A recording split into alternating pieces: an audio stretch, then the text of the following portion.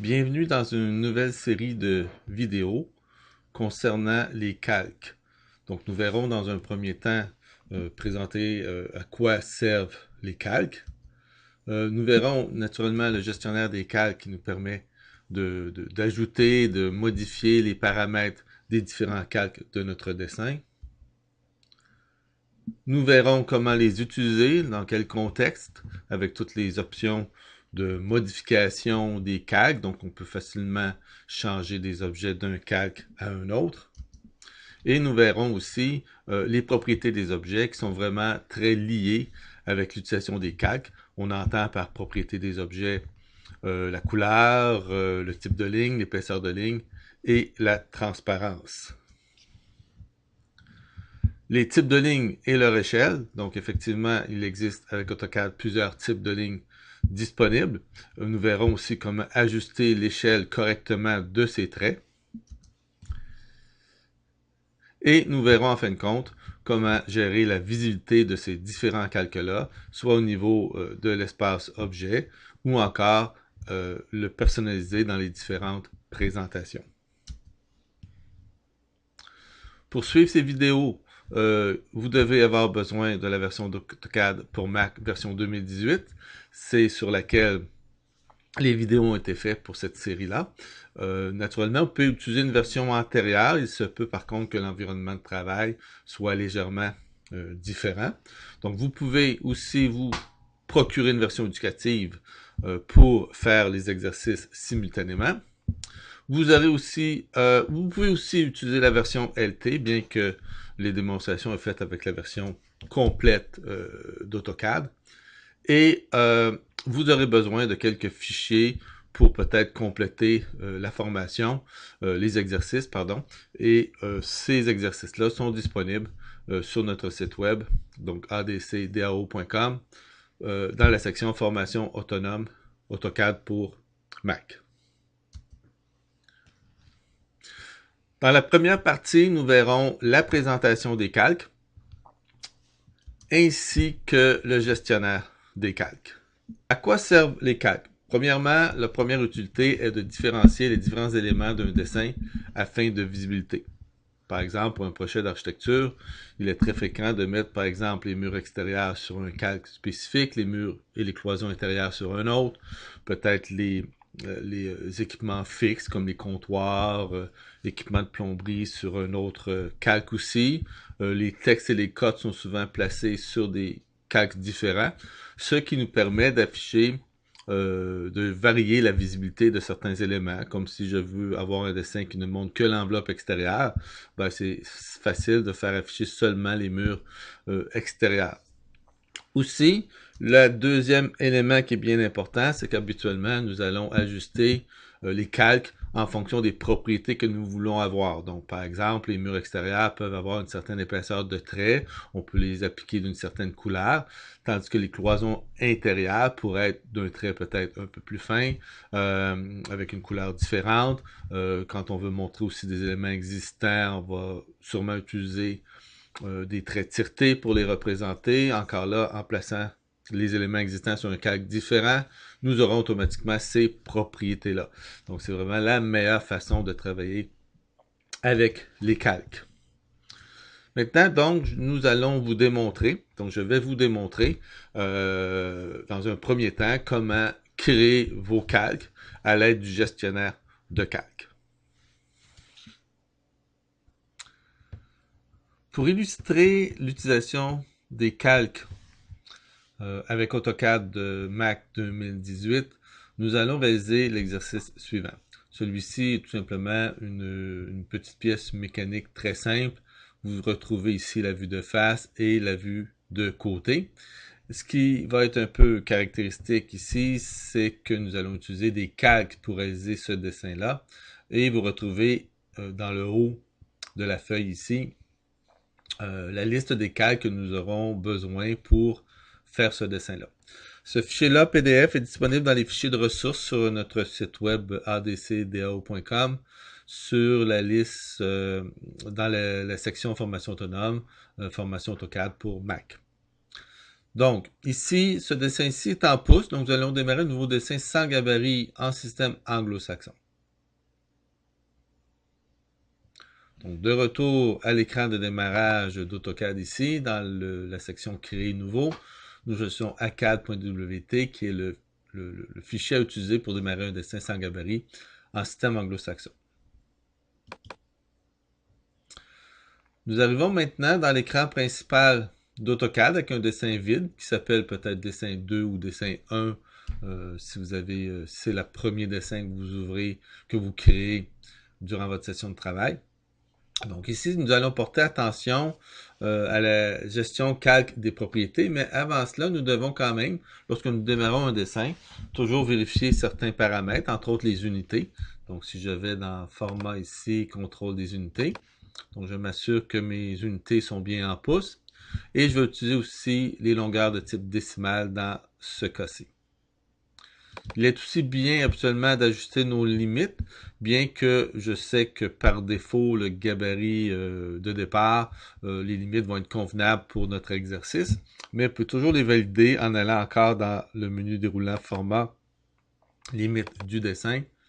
Vous remarquez que le coin inférieur gauche est bien à 0,0, donc je fais tout simplement entrer pour l'accepter, et le coin supérieur droit est à 12,9, ce qui va être suffisant pour notre exercice. Donc encore là, je peux faire entrer ou la barre d'espacement pour accepter.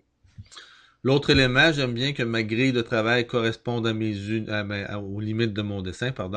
Donc je vais aller avec le bouton droit de la souris, cliquer sur l'icône de la grille, aller dans Paramètres, et dans la section type de grille, en bas à droite, je vais enlever le crochet vis-à-vis l'option afficher la grille au-delà des limites. Et je vais faire OK. Maintenant, ma grille apparaît un peu décentrée et ne prend pas tout l'espace requis de l'écran. Donc, pour remédier à ça, nous allons faire un zoom étendu. La façon que je vais utiliser, c'est encore là à l'aide du menu contextuel. Donc, bouton droit, zoom, qui me donne accès à un zoom ici temps réel pour agrandir ou réduire. Et à partir d'ici, je clique encore le bouton droit de la souris et je vais faire un zoom vers l'étendue. Ceci va afficher ma grille bien centrée dans l'écran. Et je vais faire bouton de droite quitter pour terminer. J'aurais pu aussi faire la touche échappe pour arrêter la commande de zoom. Maintenant, nous allons vérifier les calques de notre dessin. Donc ici, dans le calque des propriétés, dans la barre dans les palettes ancrées à droite, vous avez calque et propriétés et vous retrouvez la partie calque ici et la section propriété plus bas. Donc, dans la section calque, vous retrouvez les différentes commandes, certaines commandes qui nous permettent de faire des actions précises sur les calques. Ensuite, vous retrouvez ici la liste déroulante des calques, qui contient la liste des calques du dessin. Actuellement, nous n'avons qu'un seul calque, qui est le calque 0. Celui-ci est toujours présent dans tous les dessins. On ne peut le renommer, on ne peut le supprimer. On peut seulement changer ses caractéristiques si on le veut. Vous avez ensuite la liste des états de calque. Donc ça, c'est une notion un petit peu plus avancée au niveau des calques que nous verrons dans un chapitre plus avancé sur les calques. Vous avez ensuite la liste des calques qui sont utilisés dans le dessin avec certaines caractéristiques, dont est-ce que le calque est visible, est-ce qu'il est verrouillé, quel type de ligne il apparaît, quelle épaisseur de ligne. Donc vous avez quelques informations ici que l'on retrouve. Et vous avez aussi des fonctions dans le bas de l'écran pour créer un nouveau calque, créer des groupes de calques, afficher le gestionnaire des états de calque aussi, des fonctions pour supprimer les calques ou encore pour personnaliser certains paramètres de cette section-là ici. Naturellement, c'est un peu petit lorsque vous travaillez, lorsque vous voulez gérer vos calques ici. Donc, je suggère d'afficher cette palette-là vraiment de façon flottante dans l'écran qui est beaucoup plus grande. Vous pouvez utiliser à ce moment-là le bouton que vous retrouvez ici. Quand je clique ici, la palette s'affiche maintenant sous la forme d'une boîte, pas d'une boîte de dialogue, ça reste une palette flottante, mais elle prend beaucoup plus d'espace. On pourrait la placer sur un second écran aussi, si on avait cette possibilité-là. Donc, vous retrouvez exactement la même chose, c'est tout à fait identique, cet aspect-là. Si vous voulez retourner votre palette à l'état précédent, donc vous avez le bouton qui l'ancre à nouveau à droite dans la zone ici. Si je le réaffiche une autre fois, si jamais vous fermez, si vous voulez fermer complètement cette palette, vous utilisez le X en haut à gauche. À ce moment-là, par contre, elle n'est vraiment plus disponible, elle n'est plus ancrée, elle est vraiment totalement fermée. Si vous voulez la réafficher, vous allez dans le menu déroulant Fenêtre et vous allez réafficher la palette des calques ici. Vous pouvez faire aussi le raccourci commande 4 pour le réafficher. Donc, j'ai ma palette ici qui réapparaît une autre fois. Donc, vous retrouvez ensuite la liste des calques ici. Donc, c'est ici que nous allons gérer nos calques. Donc, actuellement, les 3 calques, j'ai besoin de 3 calques. Donc, je vais créer les 3 calques nécessaires. Donc, je vais utiliser le bouton ici, en bas à droite. Nouveau calque ici. Donc, vous allez voir ici, calque 1. Je vais l'appeler ici pièce 1. Et je fais entrer. Donc, à ce moment-là, je viens d'ajouter un nouveau calque. Je vais en créer 2 autres. Donc, je vais cliquer encore le bouton nouveau ici. Le second s'appellera pièce trait d'union, pièce 1, pardon, trait d'union caché pour les traits cachés. Et un dernier pour les lignes d'axe. Donc, je vais l'appeler aussi pièce 1, trait d'union axe. Et maintenant, j'ai donc les 3 calques de créer ici. Nous allons maintenant ajouter des caractéristiques à ces calques-là. Entre autres, j'aimerais mettre des couleurs précises aux calques. Donc, lorsque je regarde la pièce 1 ici, vous avez un petit carré qui représente la couleur. Donc, si je clique sur le carré ici, j'ai accès à ce qu'on appelle aux couleurs de base. Rouge, jaune, vert, cyan, bleu, magenta et blanc. Ce sont on peut aussi les utiliser par numéro. Donc, 1, 2, 3, 4, 5, 6, 7. Si vous voulez accéder à une plus grande palette de couleurs, vous cliquez ici, sélectionner une couleur. Et vous retrouvez à ce moment-là un choix. Vous retrouvez vos 7 premières couleurs, qui sont les couleurs, ce qu'on appelle les couleurs standards dans AutoCAD. Vous pouvez accéder aussi à n'importe quelle des 256 couleurs disponibles de base. Vous avez accès aussi à une plus grande panoplie. Donc, si vous allez dans couleur vraie, là, vous avez vraiment une palette complète de couleurs, des couleurs réelles qu'on appelle, qui, si je me rappelle bien, c'est 32 767, je crois, couleurs ici. Donc, ces couleurs-là, on va aller dans les couleurs vraies, peut-être plus pour les gens qui veulent faire des présentations avec des couleurs très précises. Même chose pour les carnets de couleurs, on peut avoir des codes de couleurs. S'il y a des gens qui ont déjà fait un peu de graphisme, on a accès ici aux couleurs du Pantone ou RAL pour le design. Mais c'est vraiment très spécifique. Habituellement, les couleurs de l'index pour les dessins de construction standard, c'est amplement suffisant. Et d'ailleurs, dans cet exercice-là, je n'ai utilisé que les couleurs standards. Donc, par exemple, pièce 1, j'ai utilisé la couleur cyan, qui est la couleur 4 ici. Donc, je fais OK. Et maintenant, vous voyez le carré de couleurs correspondant. Les lignes d'axe, j'ai utilisé la couleur rouge. Donc, je vais cliquer le carré ici et je vais choisir rouge. Et pour les pièces 1 cachées, j'ai utilisé la couleur verte. Donc, le vert ici. Si vous voulez maintenant ajuster le type de ligne que vous voulez. Vous allez ici, vous avez premièrement ici les épaisseurs de ligne que vous pouvez assigner. Comme par exemple, si je vais sur pièce 1, ici, vous avez la liste des épaisseurs de ligne disponibles ici. Donc, par exemple, pour la pièce 1, oups, je n'ai pas sélectionné le bon calque, on voit que c'est pièce 1 ici, pièce 1 axe. Donc, je vais plutôt cliquer pièce 1 ici et je vais sélectionner l'épaisseur de ligne de 0.50 mm. Vous noterez ici que les épaisseurs de ligne sont exprimées en millimètres, bien que notre dessin soit en pouces. Donc, c'est peut-être le seul endroit dans AutoCAD où on peut utiliser soit des millimètres ou des pouces, indépendamment du système d'unité qui a été défini. Je suis plus à l'aise personnellement de travailler avec des épaisseurs de traits en millimètres. Donc, c'est pour ça que je vais laisser ici par défaut millimètre à 0.50 ici. Pour les lignes d'axe, je vais utiliser une épaisseur de 0.18 mm. Et pour les lignes cachées, je vais utiliser du 0.35 mm. Donc, toutes ces informations-là sont inscrites Si je reviens dans le fichier PDF, vous avez ici les couleurs, les types de lignes et les épaisseurs de lignes qui sont indiqués ici. Donc, de retour ici dans AutoCAD, vous remarquez aussi que vous avez la valeur des fois par défaut. Quelquefois, c'est inscrit par défaut. Ceci veut dire qu'il y a un autre endroit dans le logiciel où on peut définir cette valeur-là et elle va s'appliquer à toutes les lignes qui sont par défaut. Personnellement, je préfère assigner des épaisseurs de ligne directement avec la bonne valeur. Par défaut, ça peut causer des petits problèmes si la valeur a été changée entre-temps. Ensuite, vous avez le type de ligne. Donc, le type de ligne, vous avez un trait continu ici pour pièce 1, mais pour les lignes d'axe, j'aimerais utiliser un trait d'axe. Donc, je vais cliquer ici vis-à-vis la colonne. Il faut au préalable sélectionner le calque et ensuite cliquer sur la colonne correspondante. J'ai accès seulement au type de ligne continue. Pour accéder à d'autres, vous cliquez le bouton Gérer. Actuellement, je n'ai qu'un type de ligne de disponible dans le dessin, parce que par défaut, nous n'avons que le type continu, continuous si vous préférez en anglais. Donc, je vais faire ici charger pour charger un autre type de ligne.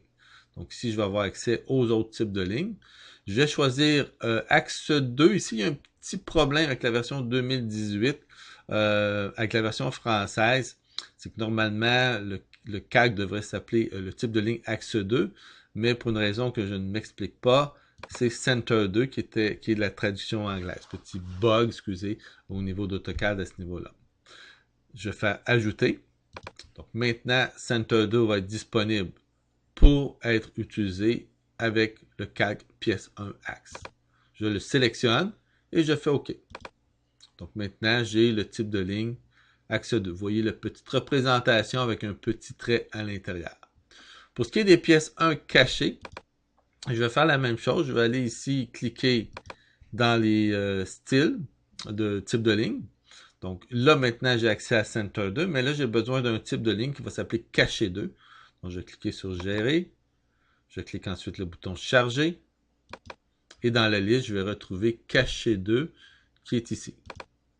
La différence entre caché, caché 2 et caché X2, c'est tout simplement, vous le remarquez dans l'aperçu, les traits tiretés sont plus ou moins grands. Donc caché 2, c'est celui qui utilise les traits les plus courts, les plus petits.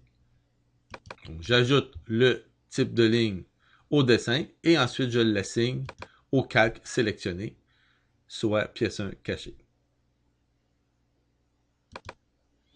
J'ai donc maintenant mes trois calques avec les caractéristiques que je veux. Il y a d'autres caractéristiques disponibles, comme par exemple ici, si je reviens dans le fichier PDF ici, vous avez une colonne tracée et une colonne description. La colonne tracée sert à indiquer si les éléments placés sur un calque vont être imprimables, vont donc s'imprimer, tandis qu'une description permet de rajouter des informations supplémentaires sur l'utilisation du calque.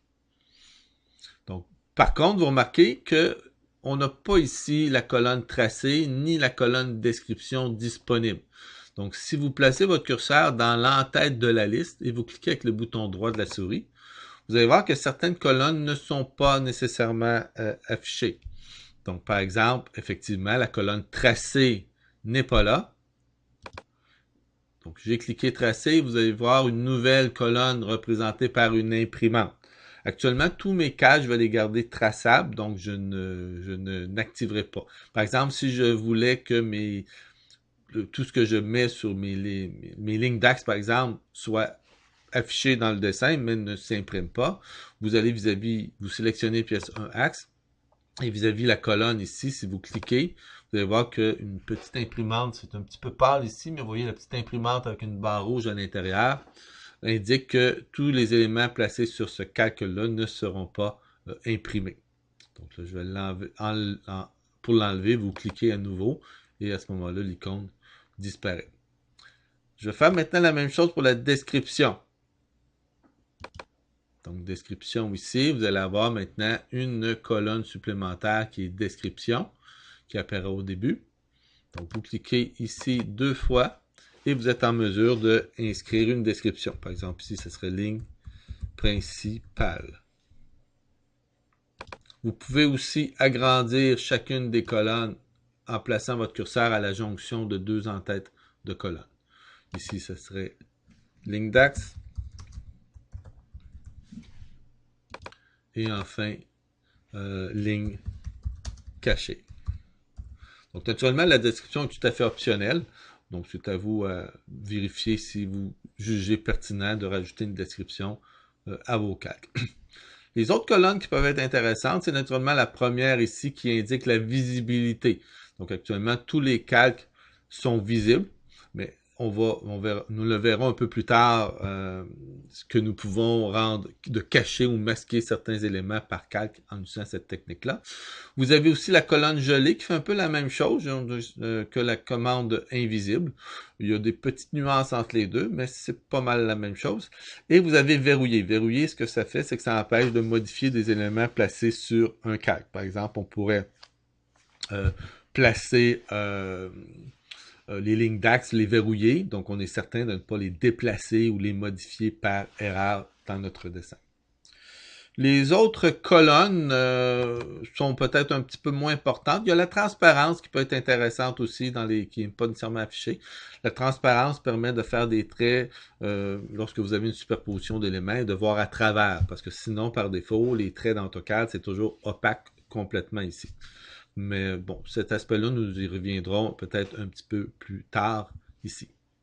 La sélection des objets, qui est quelque chose qui est peut-être propre au Mac, indique si on peut, lorsqu'on sélectionne des objets dans AutoCAD, dans la liste, ils vont tout simplement être mis en surbrillance si j'ai activé cette colonne-là, tout simplement ici.